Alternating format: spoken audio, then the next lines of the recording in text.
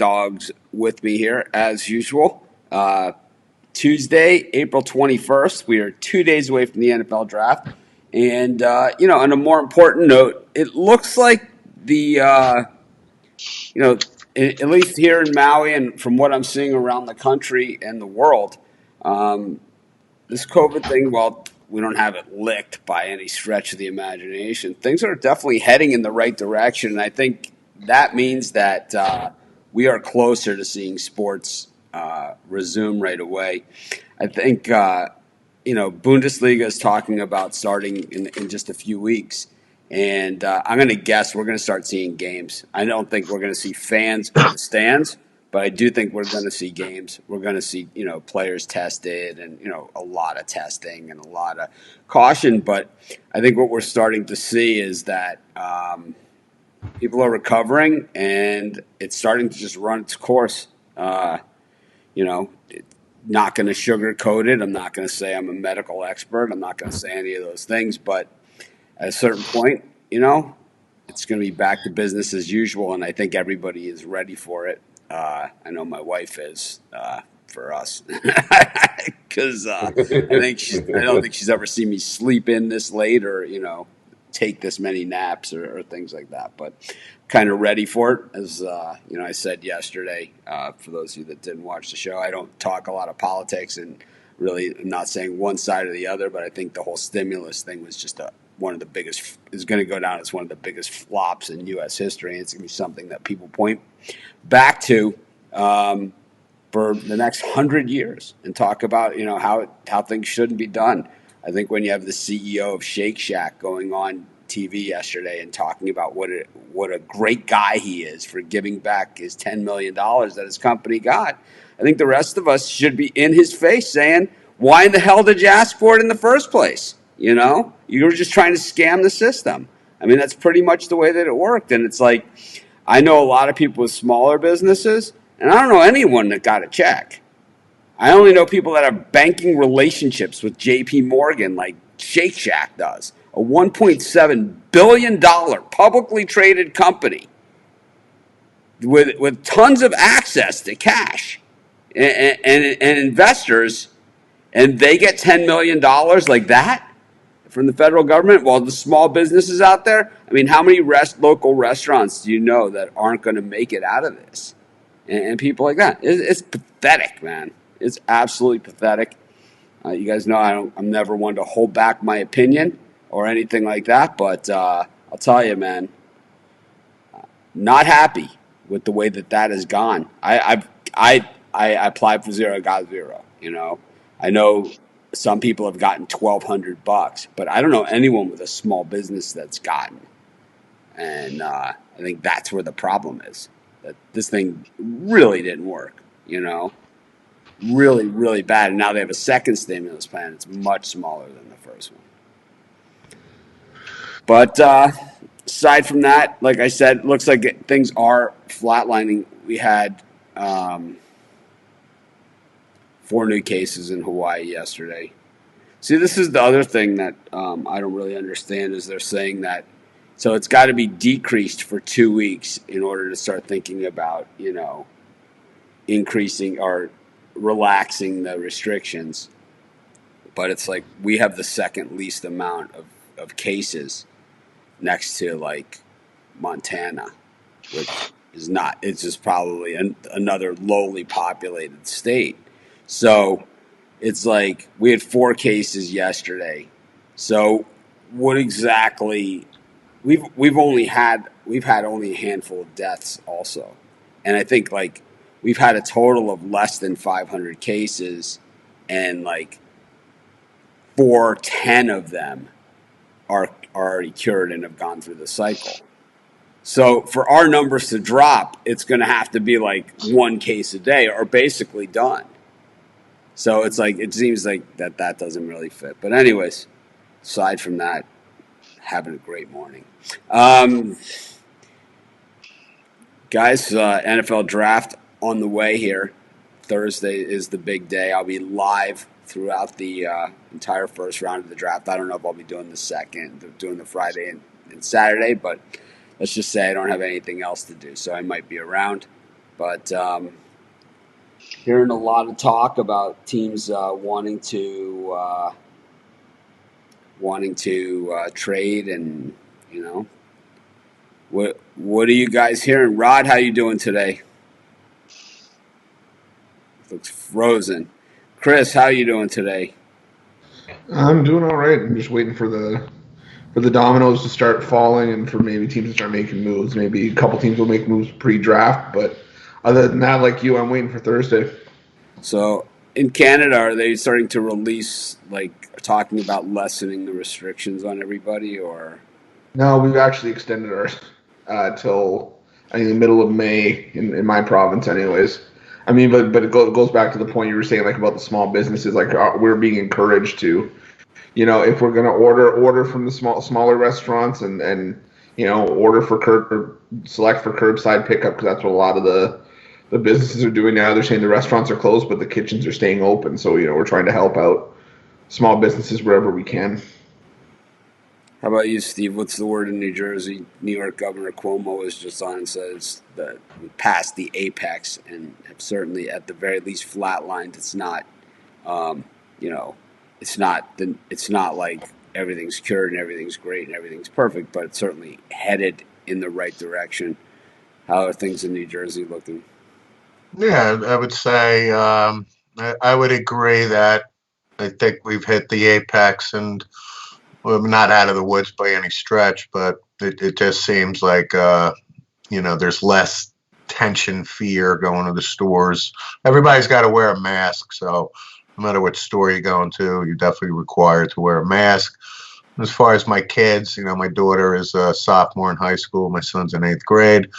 They were hoping to get back in April, but they extended it to May 15th. So my son's in eighth grade, so hopefully, they get at least another month, and he's able to, don a cap and gown, and they got an end of the year trip. I doubt that would probably be doable, putting all these kids on a couple buses, and they typically go to Philly, but things like that. But we're not out of the woods, but I would say things are starting to look a little bit better.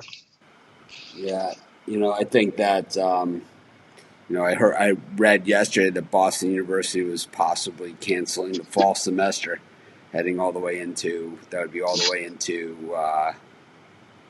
into January when students would return to campus. And like I said, I think a slow process and things like that are all fine. And I'm not going to be rushing into any movie theaters, airplanes, or stadiums anytime soon myself. But at the same time, I think starting to get back to normal, get into places where you do have spacing, kind of like golf courses, and maybe lightening up some of the restrictions at the grocery stores and at the other stores.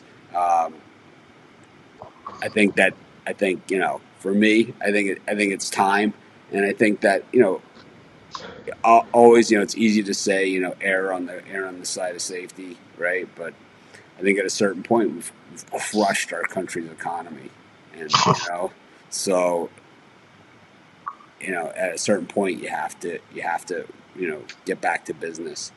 And while sports, we love sports for what it is. It's we've talked about it a million times. It's most definitely a business, and all the way now, even from the high school level, it's a business, and it will continue to always be a business. And we have a comment here. Do you think the NBA is going to get canceled? No, I don't. If they've held on for this long, they know how much money they're going to lose. The NBA is, I mean, just let's just say the Clippers sold for what, $3 billion, and the Rockets sold for $3 billion. We're talking big, big, big money. I don't see any cancellations. I think if they were dead set on canceling, like some of the other things were, they would have canceled already. They know how important these things. Why do you think they moved the Kentucky Derby back? Why do you think they do this instead of canceling? Because they couldn't. Churchill Downs, I don't think could withstand it if they didn't have Derby Day. They're looking to have live fans, but they couldn't withstand it without getting the TV rights and all of that stuff to the Kentucky Derby.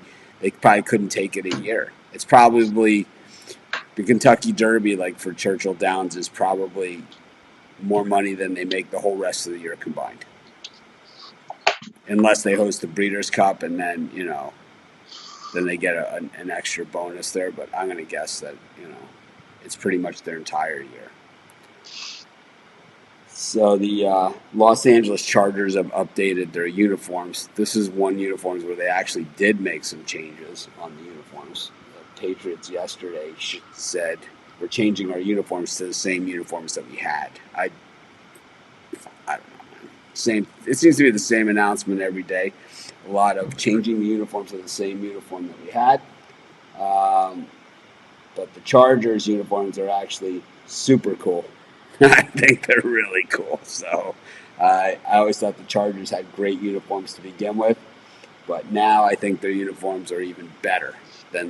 This is the first one I've seen where I could say, it's not like they changed the numbers on the Tampa Bay Buccaneers or something. It's like, or the Cleveland Browns. It's like, let's say it's going to be brown, white, and orange, and very plain.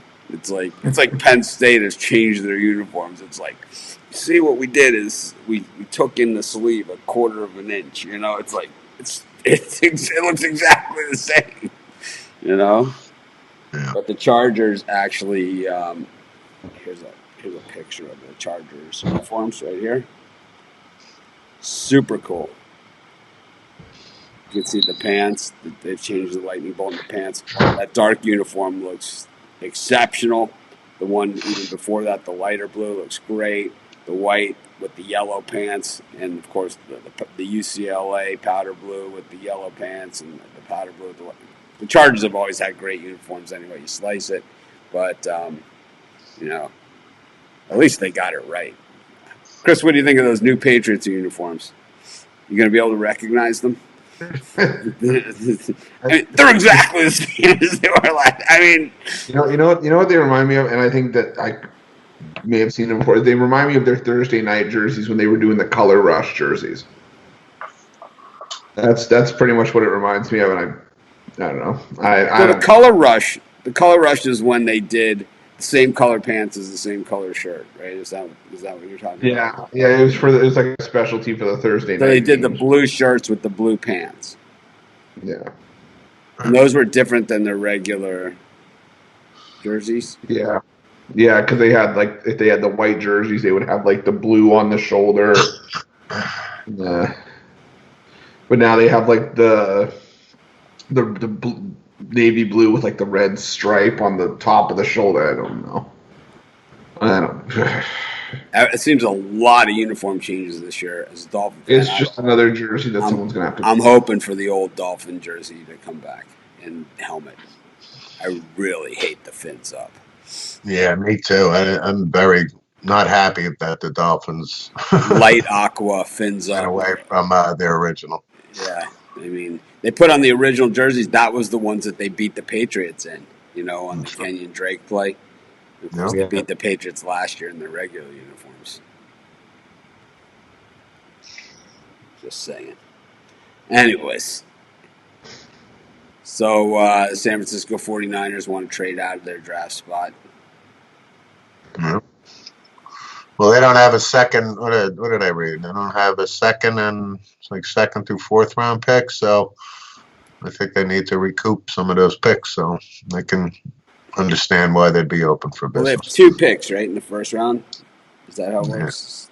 So they have 13 and 31, I think. Yeah. So 13, they probably could get a boatload for.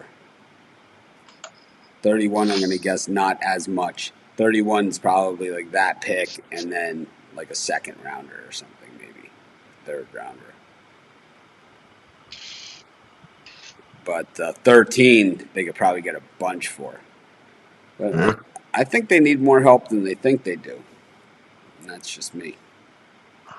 Well, we talked about them needing a receiver. They had a lot of, like you said, but wide receiver. They lost Sanders, and I think they got to get a stud wide receiver. I think that's a priority. There's a lot of them out there, so what they're probably thinking is they can probably get one at 31.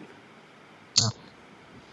Not everyone's going to take wide receivers, but generally in the draft, we'll see a run at a position. We've seen, there's been, tackle runs where guys, lousy offensive tackles have gone way too high, in the draft. And you see these runs of guys, where, not very good players get drafted way out of position. They had the 89 NFL draft on ESPN last night, which I don't know, man. I guess I got a problem. I watched it. It's easy it's fun to look back in hindsight, but at the same time, to listen to these guys, it just reminds you how little these guys know about football. That are the draft gurus. I mean, Mel Kiper. This guy, I think, like, he only watches film. He's never watched an actual game of college football. It's like he only watches combine numbers. So, did you guys catch any of the 89 draft on ESPN? I know it's probably not everybody's number one choice of programming out there. No ESPN in Canada. Yeah. No ESPN, so I didn't have the choice. Yeah. I did not, but I taped the Jordan thing, that Last Dance. So the first 2 episodes I caught last night. So thought it was fantastic, by the way. Those first 2 episodes. Yeah, I thought that was really good as well. It's so in this draft, so the reason why I'm hammering this draft, and we'll get to the Jordan thing next, and then back to the draft and then some sim picks. But the reason why I wanted to talk about this draft, and the reason why I'm saying that how little Mel Kiper knows, is that so in this draft there were 2 safeties taken with back-to-back picks. Okay, and it was a good class of safeties this year. So the first safety off the board in this scenario was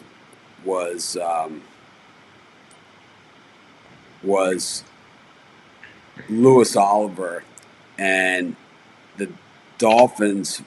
Mel Kiper was just saying how the Dolphins had hit a home run and all this other stuff. And the next guy taken was Steve Atwater, and Kiper just ripped them apart. And, I mean, he ripped this guy apart. So Steve Atwater went on, or I believe Atwater went first is what happened. So Atwater goes first. Kiper's ripping him because Oliver is on the board, right? And so Atwater goes on to win a couple of Super Bowls, Hall of Fame, Pro Bowl like a million times over, right? I mean, probably, I don't know if he's a top 5 safety of all time, but he's probably in that top 25 list, top 10. You could probably argue he's in. It's a tough thing because there's different types of safety, right? There's the Ronnie Lott safety, right? It's going to decapitate you every time you come over the middle, and also he can, hit a fullback, coming across the middle for a pass.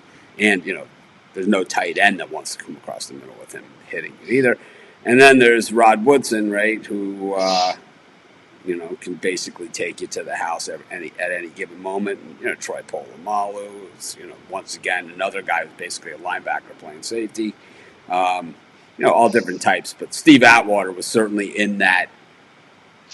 You didn't want to go over the middle against Steve Atwater. So,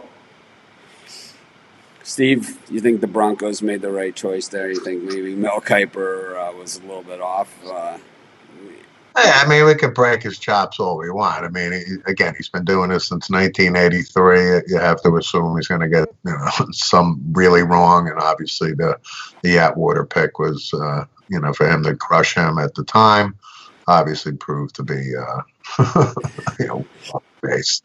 But Louis Oliver, he was your boy for the Dolphins, right? But Louis Oliver is just. He's what my friend Pete said about it, because we were talking about it, as it happened.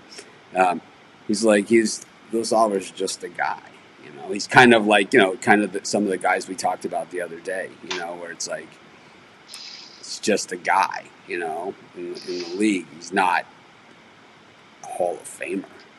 He's a damn good player. Liz Oliver was good. He was a starter. All those things. But what I found is that I watch more of the NFL Network stuff than I do ESPN, and I have for the last 10 years, maybe even more. I find them to be more accurate. But I think that Kuiper gets a little too carried away with guys. Is what happens is that he falls in love with these guys, and then they,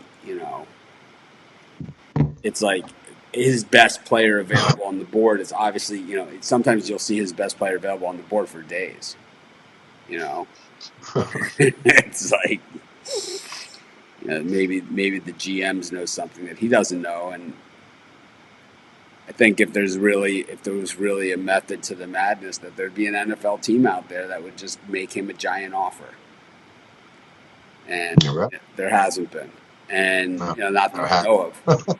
It's like, there's a reason why the Red Sox hired Bill James, right?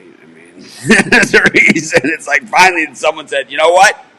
Let's bring this guy in and hear what he has to say. I'll pay him. I don't care. It's like, I know everyone thinks he's a lunatic, but you know what? Maybe he's got a point. We're not winning any other way, right? They bring him in, all of a sudden, what happens?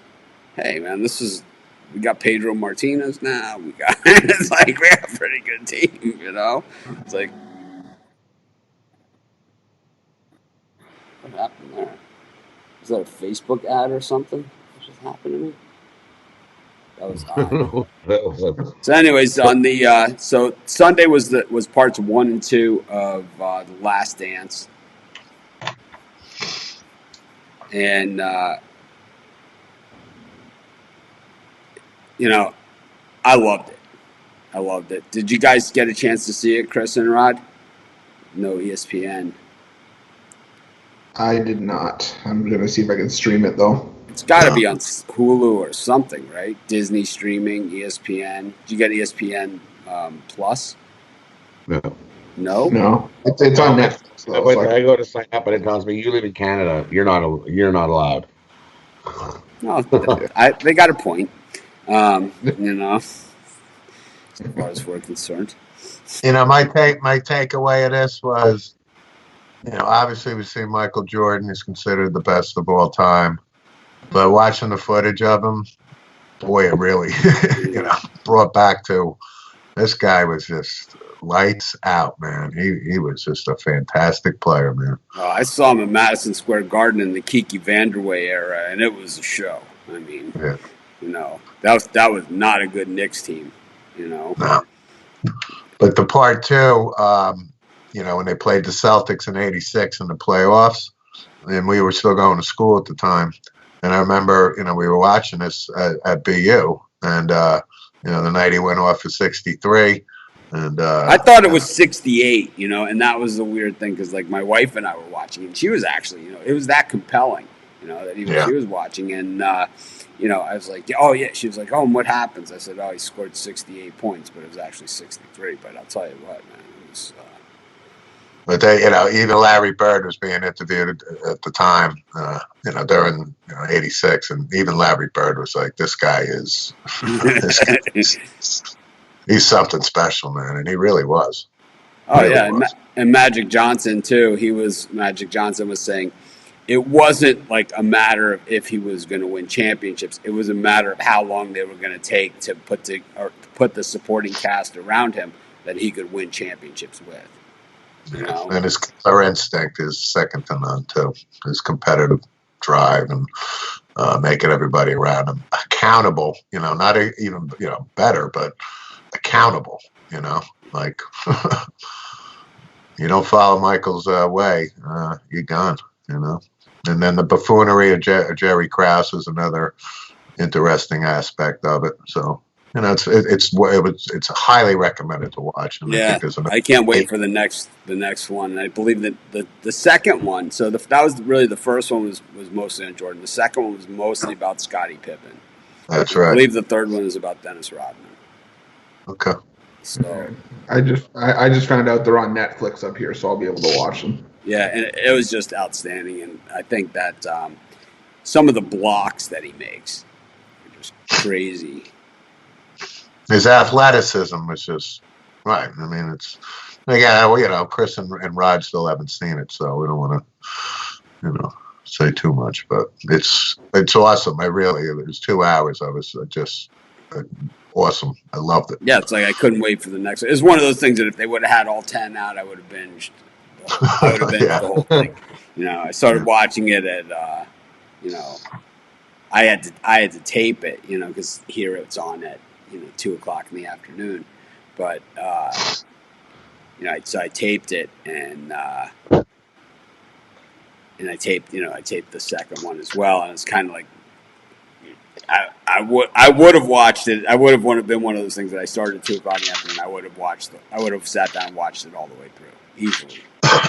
Yeah, me too. It'll be interesting to see as it goes. I think the cool thing about it is that they're not like saying it was like this, you know, surprise or anything like this. It was basically like they knew that this was going to be the last season, so the Bulls had already won 5 championships. So the amount of footage that they actually have is unbelievable. Like it's not like, you know, Hard Knocks where they go into the locker room for a couple things. I mean, they have basically everything, you know, that these guys did for the entire season, and they flash back and do all those things. And you know, that's always cool to hear because there's still things there that when they flash back, as much as you've heard about these guys, that you still haven't heard. You know, there's still stuff in there that it was like, wow, I didn't know that. You know. Yeah, but they gave access to a film crew for that season. I mean, like nothing was on, you know, behind closed doors. They had, you know, this film crew had access to everything. So, in retrospect, it's great what we're seeing. So Matt Forte ripped the Bears management watching that show on Twitter. I don't know, man. Is Matt Forte really? Is he allowed to do that? I mean, what was he? I would love to know what he was saying. I don't follow Matt Forte on Twitter. I don't follow. I don't. You guys know I'm not on Twitter a bunch. I have 2 accounts, and I'm on both of them probably combined 2 minutes a day at the most. I've been trying to do a little bit more Instagramming, at least a few times a week. But even that I can't figure out. But I've been working on the studio a lot, so there's 4 sets inside the studio. It's gonna be super duper, man. I have all kinds of. What I can't decide because the studio has carpeting on the floor, and it's like I have so much equipment in there that I'm trying to figure out, like, what do I do with the floor, you know, because it's like, so I have a TV in the studio, which, you know, isn't surprising. So I got one of those big, heavy-duty media carts, you know, to put the TV on, and it's like, so I got to roll that around depending on what set I'm sitting at, because I figured like if Rod and I are doing horses, or like if I'm just doing a regular halftime show, I got to have the TV in there too. And then, you know, I have the sets for doing the regular videos, the Sports Chat video and the Pick Dogs video. And then I have my new set for doing the show, which... My shitty internet. No, you're there. We see you there. I'm hardwired in the studio too, man. I'm. No, I don't know. What's going on, Rod's? The shitty fucking internet. Okay. I sit here. I'm frozen. I Frozen like see. a brick. Everybody's frozen for me. The surfboards in my house. So here's a question: where are the surfboards? The surfboards are not in the house anymore. They were moved out to the garage about a year ago. I had a custom surfboard rack built in the garage, and all the boards go on there. I'm too wired up on this show. Not really all that much. I'll lose. What will I lose if I get up and show everybody? Oh, what the hell? I think we've done this before. We're going to see out there. Let's see. Disconnect this one, and I stand in the dark. Oop. Huh. Sorry. Am I back? There we go. I'm going to show everyone what happened to the surfboards. So there's the question. Move this down here. I'm going to leave that here. We'll just go to this. And shit. All right.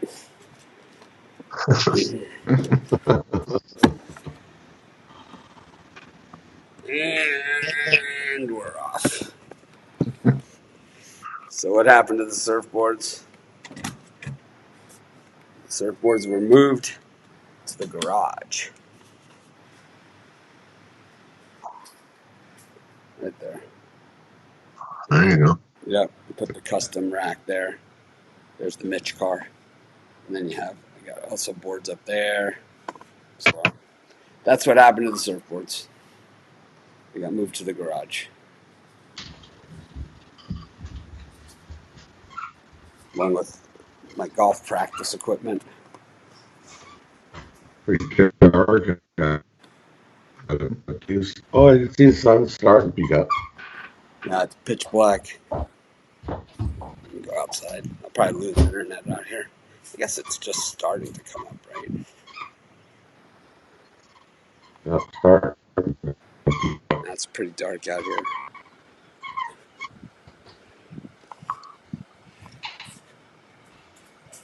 Crazy how that works.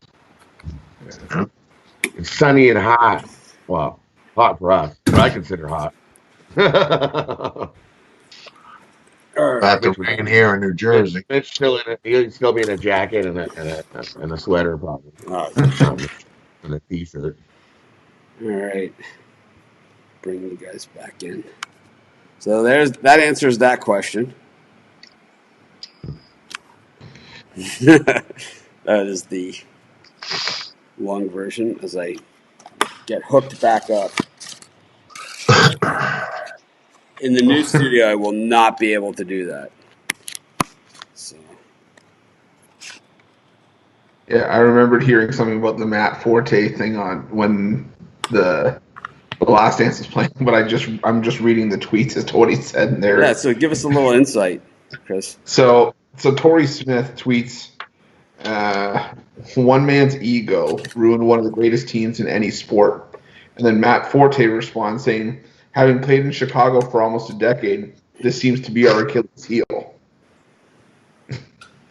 Yeah, but And then follows up giving up examples about how Lovie Smith wins 10 games, but then he gets fired. And then basically saying that he's not the first coach to win games and get fired. Yeah. And Lovie Smith was never going to get them there. I'll say that much.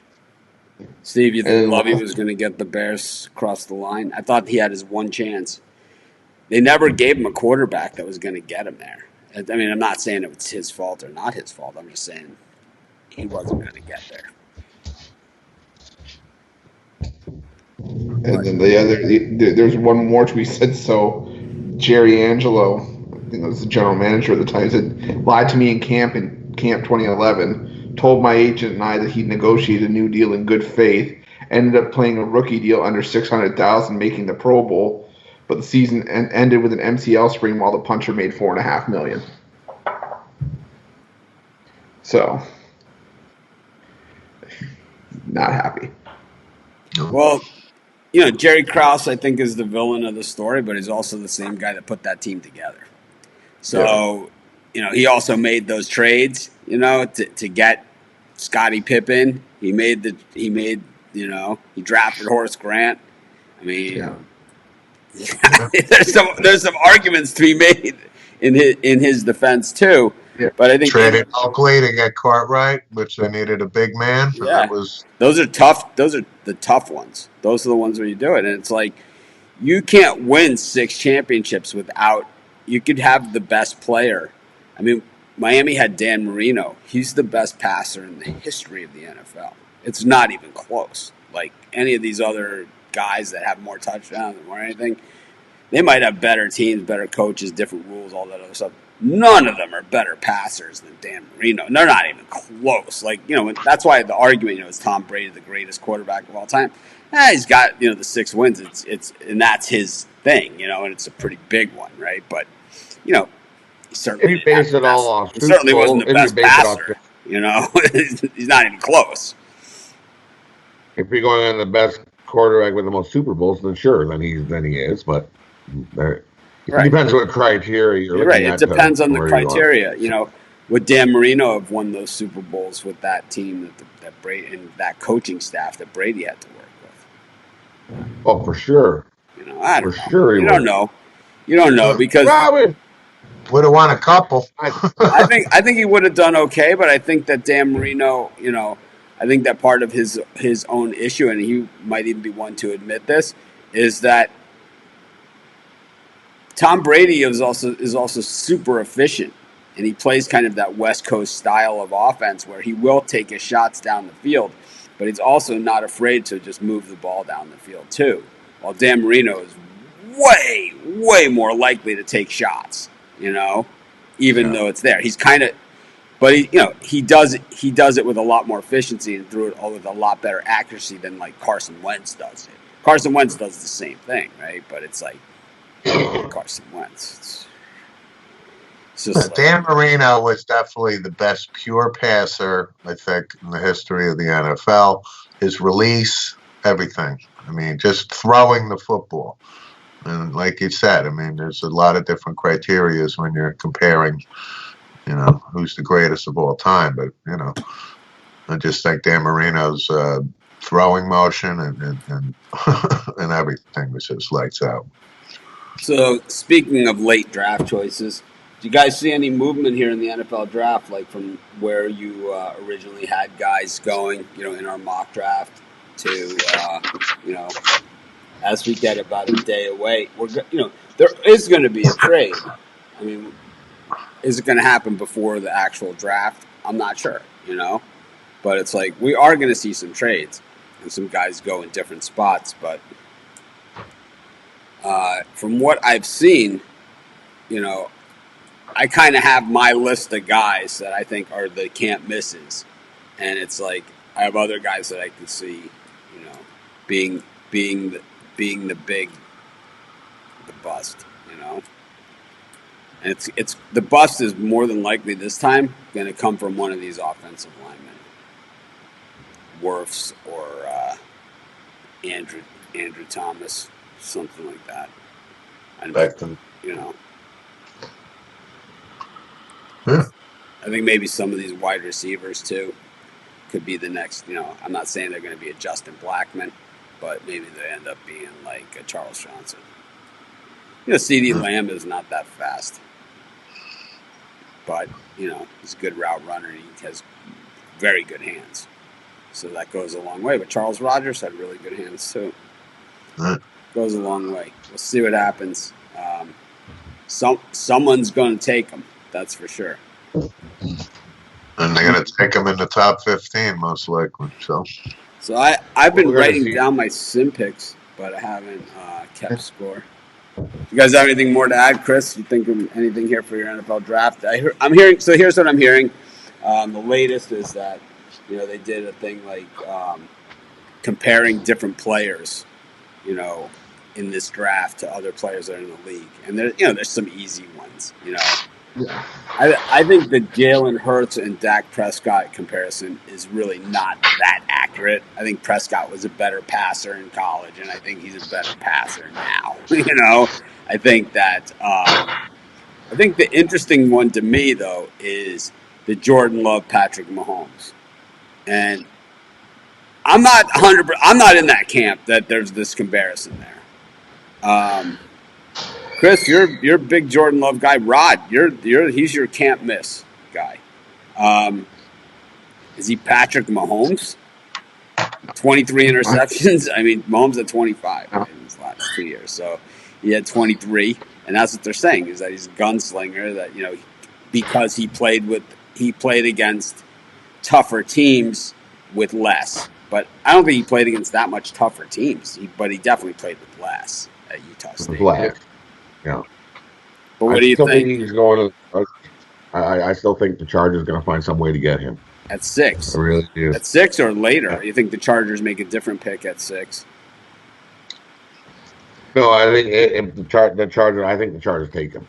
I think I had him originally. I think I had the Chargers trading up for the 3rd, and then yoinking him there. But I don't think they have to yoink. I don't think they have trade to. up. No. So I think they can just stick with where he is now. I think somebody else is going to trade for that 3rd pick, though. Someone's trading for that 3rd spot. I think. I do think that if the Chargers trade up, they're going to get Tua.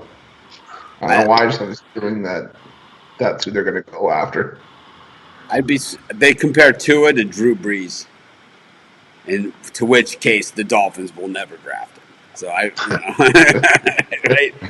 For some reason, man, it's like, let's see, we could draft Drew Brees, just take anybody, It's like, who's here? It's like basically the Eli Apple of the day, right? So they took, and then, then he was a free agent. He wasn't good enough then. Jay Fuller was the guy. It's like, I think Tua's going to drop like a potato. I don't see anybody grabbing to get him. Tua? The Dolphins looked at him, but they never got the chance to actually look at him before this all broke out. So how can you? Because I think everybody's looked at him, and I think the concerns that they have are the same ones that I have, and the ones that I've had going into the season before he was injured. It's the same concerns. Is that the game against Clemson in the national championship?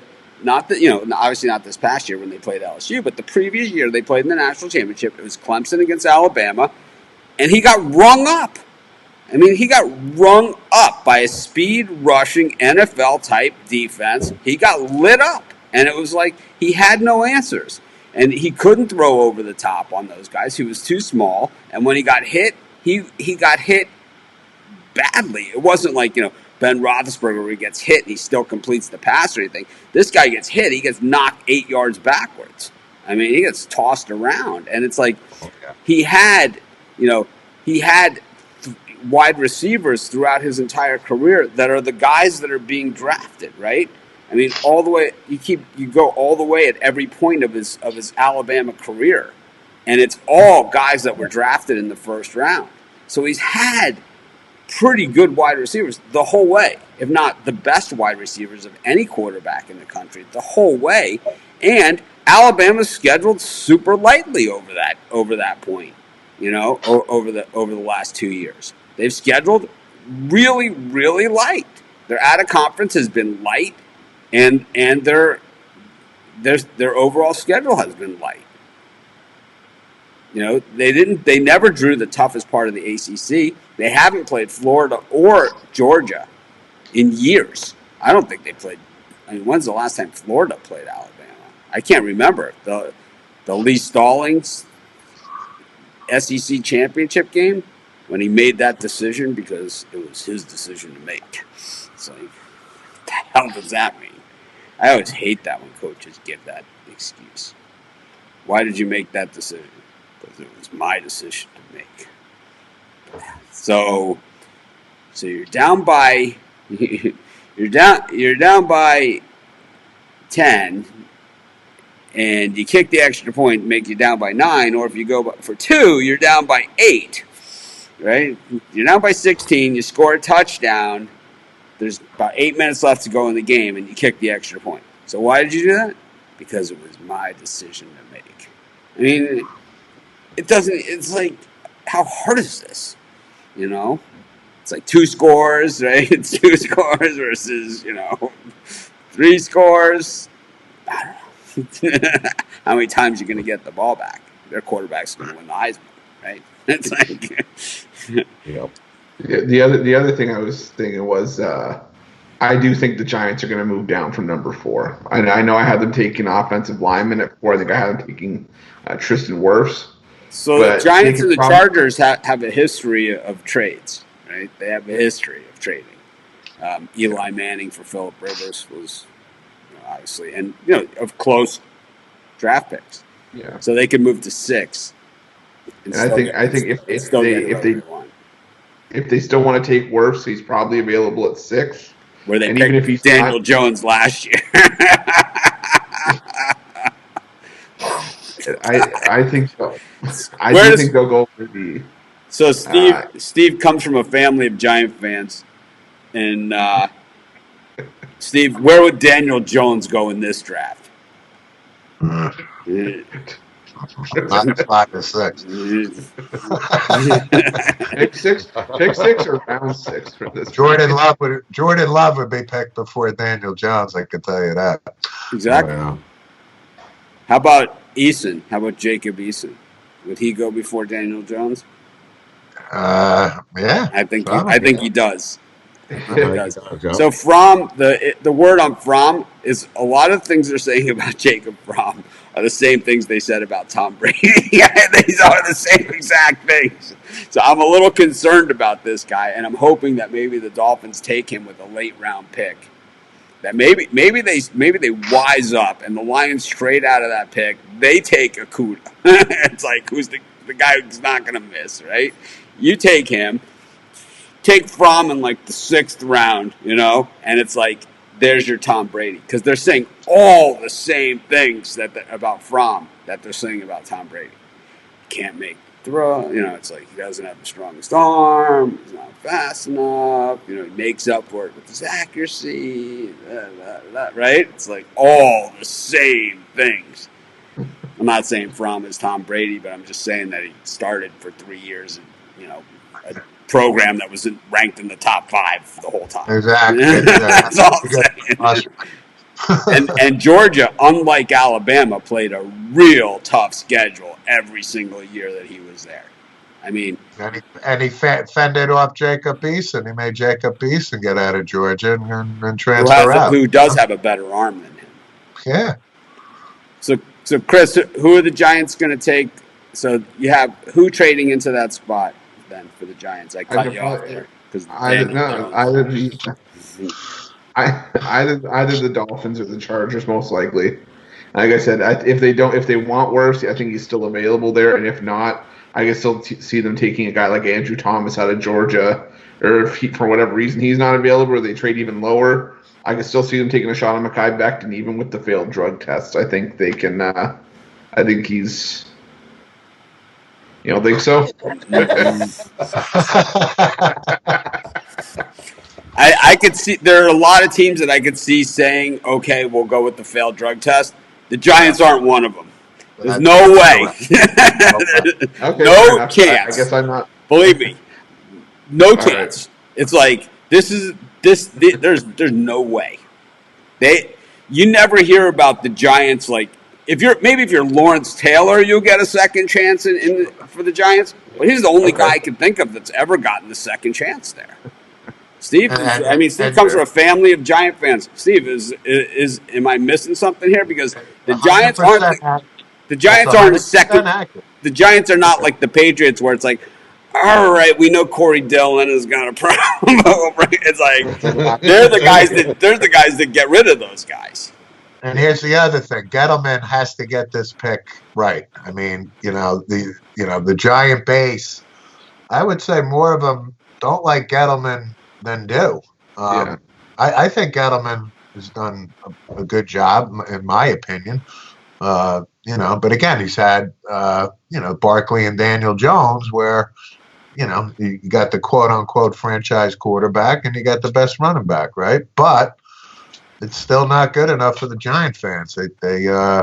Gettleman's got to get this right. And my only point is, if Becton has a failed drug test, there's no chance they're taking him. Then maybe switch him out for Jedrick Wills or something like that. Right. That I could understand. But, he's not taking the fly when it comes. Yeah.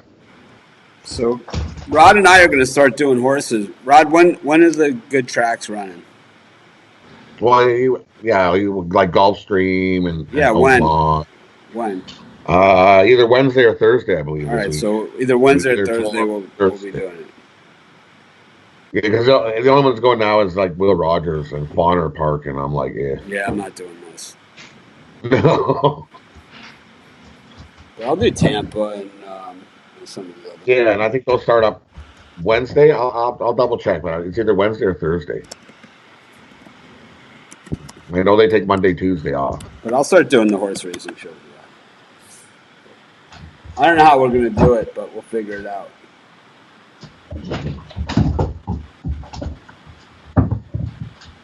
So, yeah, Vonner, Mount Will Rogers. That's today. Tomorrow. Yeah. Tomorrow's Vonner, Happy Valley, Fort Myers. That's So it is Thursday. Greyhound, right? I don't even know. Yeah. Tampa So Bay Thursday. Downs. There's Tampa Bay tomorrow, but Yeah. that's pretty much it. But Then golf, Thursday, I think Gulfstream Gulfstream and starts. Remington. But Remington's at night. Gulfstream is on Thursday. On Friday, you got the whole big enchilada. Tampa, Oakland, and Gulfstream, I think. Yep, Golden Gate. Golden Gate. Oh, Golden Gate's going back up, eh? Yep. Nice. Penn National. Oh, those are starting again. Palm Beach Kennel Club. Woo! Woohoo! Love myself a Penn National. 72-pound one dog. And National and Golden Gate shut down there, so theirs will be their first races since this whole thing started. Santa Anita, Tampa Bay. Anita's back too. Wow. Yep. I see horse tracks are starting to come back, so that's a good sign. Wheeling.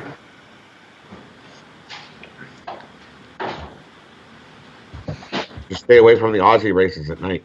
Meadowlands. Oh, Los Al at 9 p.m. Eastern Time. Los Alamitos. Yes.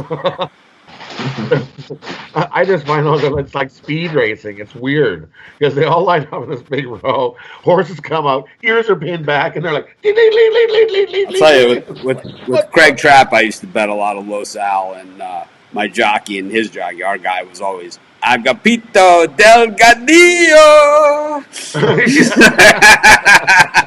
It's like Agapito's in. It's like it could be like could be on the strip, like buying a slice of pizza. It's like check your phone.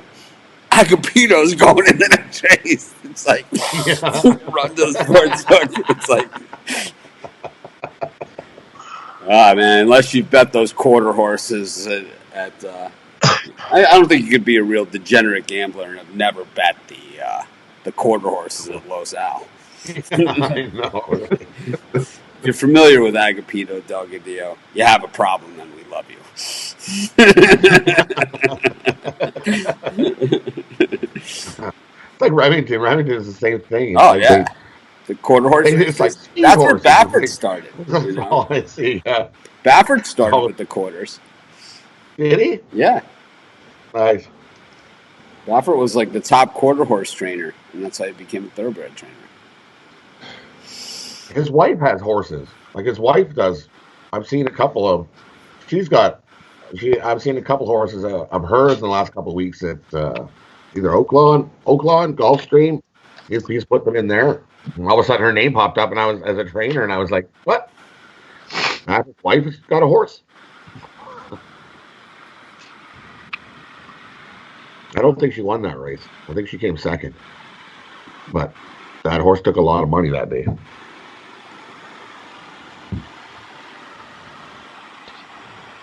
So Thursday could be a doubleheader, Gulfstream Park with the NFL draft. Probably do horse racing with the NFL draft too.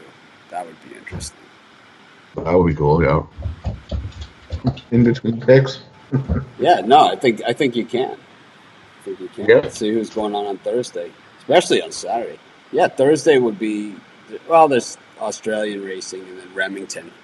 We could do Remington Park Remington. with the NFL. Remington, yeah. Yeah, we're going to cover some Remington Park racing also as well. It's like In between draft picks. well, the thing is that right. first round, it's like as much as like the later rounds, the picks are coming and it's like you can't even keep up with them. The first round, it's like it's so long in between picks. What is the time limit this year in between picks? Is it still 10 minutes, 15 minutes? They change it all the time. I wonder if the virtual aspect will have something to do with that they don't have to wait for the guy to walk up anymore. I'm Googling it. So, who won yesterday in the sim games? I did the coin toss on the show. I didn't even look at point spreads. So the Bills beat the Texans 41-31. So the Bills won outright as a dog. Oh, that wasn't even on my sheet. Oh, I think that game had already started. Yeah, I think that was probably the early game. The Bucks beat the Panthers 43-38. I got totally different games. Because I think because you did the show by yourself yesterday, so you weren't flipping a coin doing sim picks. No, I did do it. Oh, did you? Yeah, I went with Chris's sim picks that he posted in the Facebook group, and I just did the same games. I have the Cardinals, the Bears, the Patriots, and the Ravens. Bears, Patriots. That had to have been from a few days ago. Really? It said the 20th. All right. Never mind.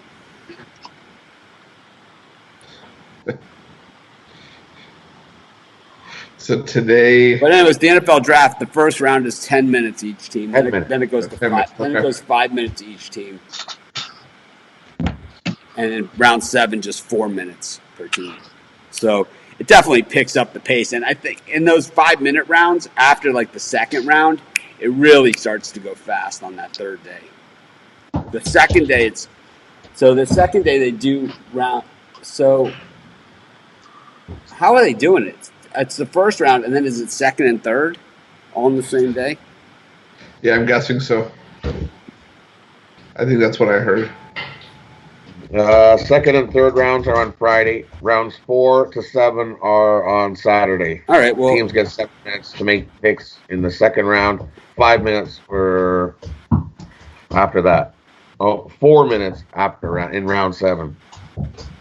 all right, we'll have to figure out exactly the times that this thing's going to be on, and I will be on the air. And if these guys want to, Starts at 8 p.m. Eastern time. so 2 o'clock my time, and that's on Thursday. What about Friday? Probably earlier. Probably starts at 7. That didn't. What was that? Timber! Your surfboards take a tumble? What was that? That wasn't my house. I think that's got to be Ruffalo's place. Yeah. Oh no, it's Rod's Maple Leafs banner. No, I don't think that was still there. That was at Chris's. Ruffalo got roofled. I gotta jump though. I gotta get on a call for another thing. So, All right. I'll talk to you tomorrow and have a good day. You're just taking all the home teams for the sim picks? Is that what's going on here? Yeah, give me all the home. Yeah, we only have 3 games from now until basically the last game. So, Good. All right, All right. I'll talk to you guys tomorrow, bud. all right, I'll see you guys. All right, Chris, what do we got today? So at 3 o'clock Eastern, Titans at Bills. Titans 2.5, over under 54.5. Buffalo. Yeah, I like the Bills. I got Titans at the Bills, right? Yeah.